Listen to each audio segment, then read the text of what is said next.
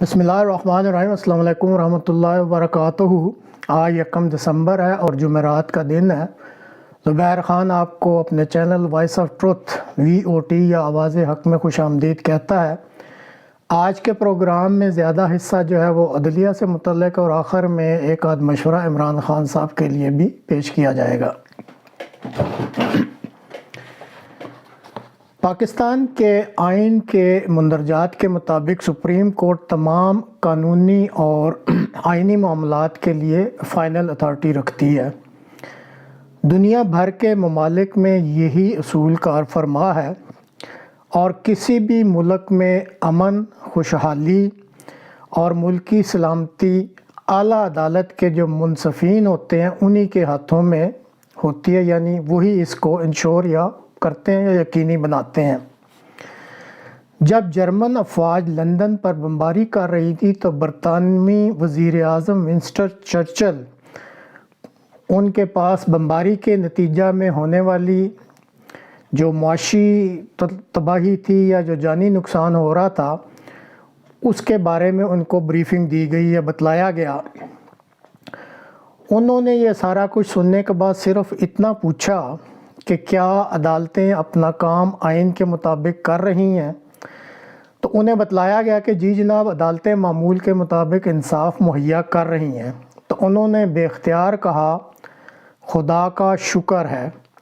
अगर अदालतें दुरुस्त सिमत में काम कर रही हैं तो कुछ भी ख़राब ना होगा। अब अगर पाकिस्तान की आला अदालतों के मुनसफ़ीन का जायज़ा लिया जाए तो कोई अच्छी सूरत हाल सामने नहीं आती। माज़ी करीब में अदालत आलिया के चीफ़ जस्टिस इफ्तिखार चौधरी साहब का मामला बतौर मिसाल पेश किया जा सकता है। ताहम इस वक्त उनके ज़ाती किरदार पर उनकी शख्सियत कैसी थी उस पर बहस मकसूद नहीं है।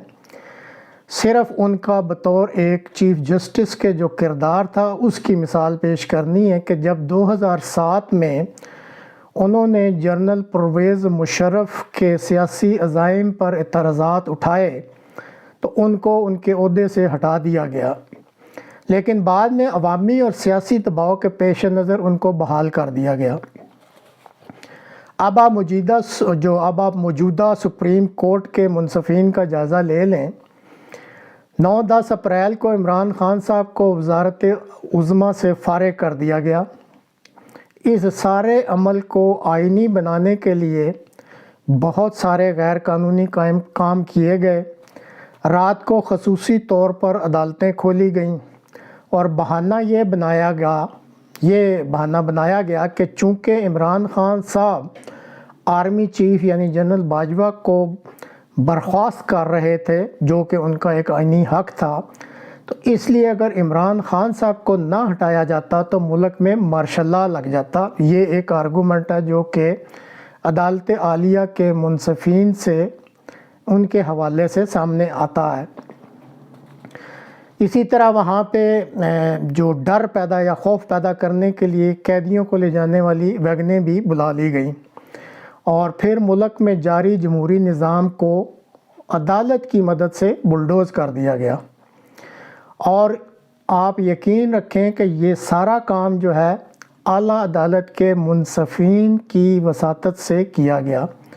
और अगर ये लफ्ज़ ज़्यादा सख्त नहीं है तो कहा जा सकता है कि उस रात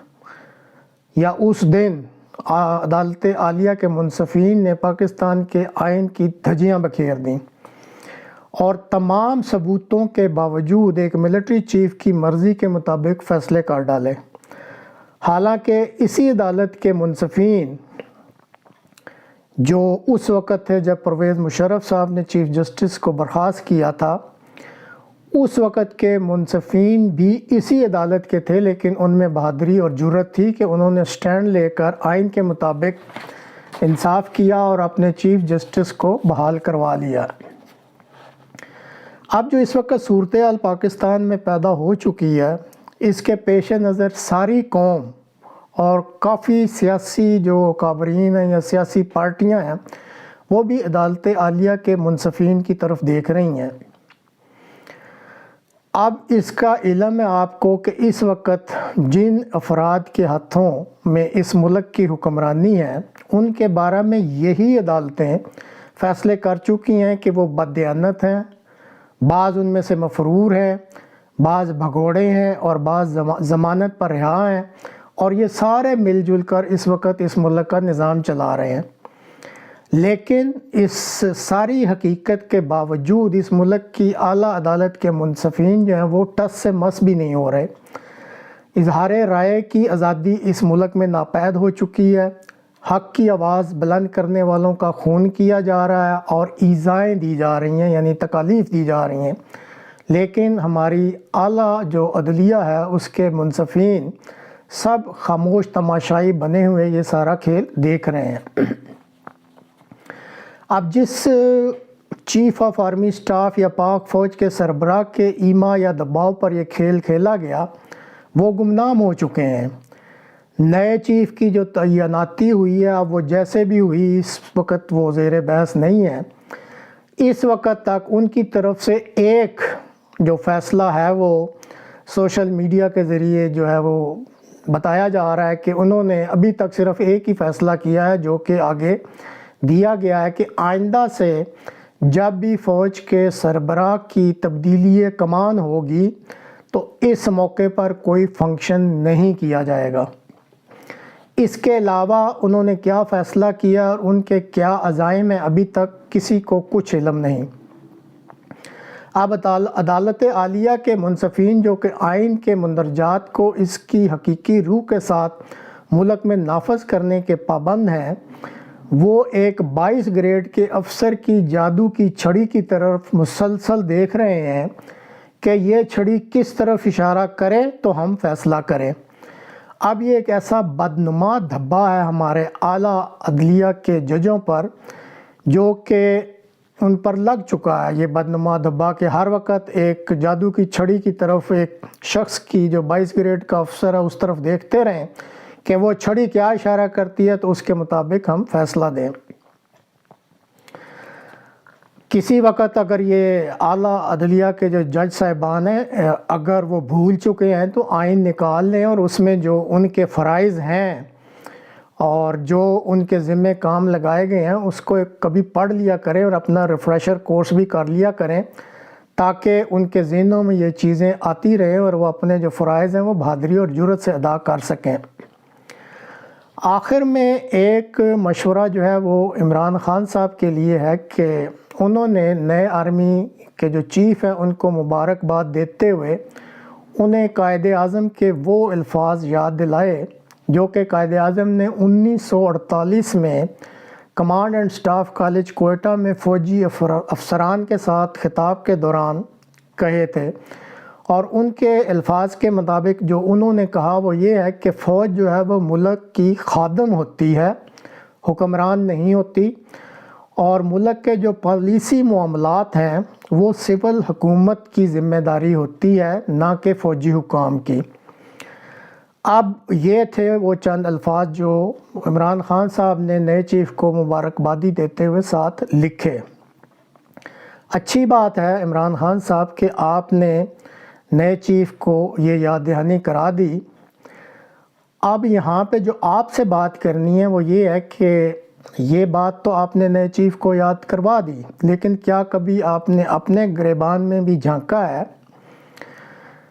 آپ کو قائد اعظم کے فوجی اور سول حکمرانی کے فقرات تو کسی نے مہیا کر دیے اور آپ نے ان کو آگے بھجوا دیے،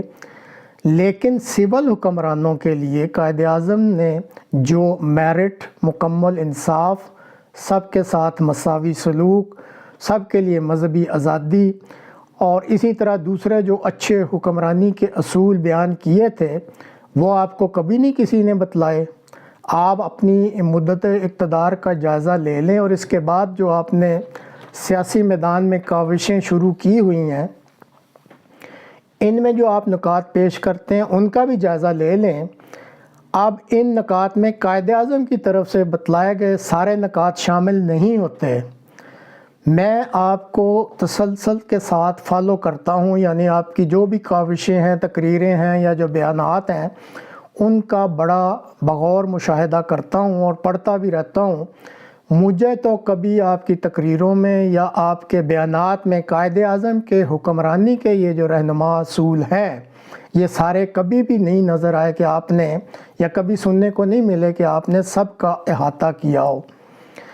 اب جو آپ نکات بڑا زور دے کے پیش کر رہے ہیں وہ آپ اپنے اقتدار کی راہ کو ہموار کر رہے ہیں، اس کو آپ خاصا اچھالتے ہیں،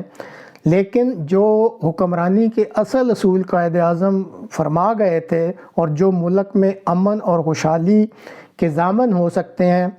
ان کو جب تک آپ تمام کے تمام کو اپنی تقاریر میں، اپنے خطابات میں یا اپنی تحریروں میں یا اپنے بیانات میں نہیں لے کے آئیں گے تو یہ ایک انصاف کی بات نہیں ہوگی یا یہ ایک اچھا کام نہیں ہوگا۔ اب ہم جو عوام الناس ہیں جو آپ کی طرف دیکھتے رہتے ہیں یا آپ کی باتیں غور سے سنتے رہتے ہیں کہ جب تک آپ سارے نکات سامنے نہیں لائیں گے قائد اعظم کے، لیکن صرف وہ لائیں گے جس سے آپ سمجھتے ہیں کہ آپ کو کوئی فائدہ ہو سکتا ہو، تو یہ اب قوم اتنی بھی جو ہے وہ ان پڑھ نہیں ہے، یہاں پہ بالکل ہی یہاں پہ کوئی ڈفر دماغ والے لوگ نہیں رہتے، وہ آپ کا بھی جائزہ لیتے رہتے ہیں کہ قائد اعظم نے تو جو حکمرانی کے لیے بہت سارے اصول جو ہے وہ بتلائے تھے، تو جب آپ بات کرتے ہیں کہ آئندہ اگر آپ کو حکمرانی ملتی ہے تو جب تک آپ ان نکات کو زور دے کے سامنے نہیں لائیں گے تو پھر آپ کی شخصیت قداور نہیں بنتی۔ تو اس طرح بھی غور دیں، غور آپ کو کرنا پڑے گا، کیونکہ آج کل جو زمانہ ہے نا یہ گفتار کا زمانہ نہیں رہ گیا۔ لوگ بڑی گہرائی سے یہ دیکھتے ہیں کہ جو شخص بات کر رہا ہے اس کا اپنا کردار کیسا ہے، اس لیے یہ بہت ضروری ہے اپنا جائزہ لیتے رہنا کہ میں جو باتیں کرتا ہوں قائد اعظم کے حوالے سے، کیا وہ ساری باتیں میں کرتا بھی ہوں یا نہیں، اور اگر میں ساری باتیں کرتا ہوں تو کیا میں ان پر بھی عمل کرتا ہوں یا نہیں۔ آپ اپنے جو 3-4 سالہ اقتدار ہے اور اس کے بعد جو اب کا پیریڈ جیسے بتایا جو آپ باتیں کرتے رہتے ہیں، اس سارے دور کا گہرائی سے جائزہ لے لیں، ضرور حوالے دیں قائد اعظم کے کہ وہ بانی پاکستان تھے اور ان کے حکمرانی کے اصولوں پر عمل کر کے ہی یہ ملک آگے چل سکتا ہے یا بڑھ سکتا ہے، ضرور دیں حوالے، بہت اچھی بات ہے۔ لیکن کسی وقت جب آپ کے پاس سکون ہو دماغ کا اور کوئی اور ڈسٹربنس نہ ہو تو اپنی شخصیت کا بھی جائزہ لیتے رہیں کہ میں باتیں تو قائد اعظم کی کرتا ہوں یا ان کے اصول تو بتاتا ہوں، لیکن کیا میں خود ذاتی طور پہ ان پہ عمل بھی کرتا ہوں۔ پہلے تو جو آپ کو اقتدار ملا اس میں تو صاف بات ہے کوئی عمل نظر نہیں آیا، لیکن کیا آئندہ اگر آپ کو اللہ تعالیٰ دوبارہ اقتدار دیتا ہے تو کیا واقعی آپ خلوص دل اور صدق و وفا اور سچی محبت اس وطن اور اس ملک اور اس ملک کے عوام سے کرتے ہوئے واقعی آپ قائد اعظم کے تمام اصولوں پر، جس کی وجہ سے حکمرانی کامیابی سے کی جا سکتی ہے اور ملک ترقی کی راہ پر چل سکتا ہے، کیا آپ اس پہ عمل کرنے والے ہوں گے یا نہیں، اور جہاں جہاں آپ کی کمیاں اور کمزوریاں ہیں کوشش کریں کہ ان کو آپ دور کر سکیں۔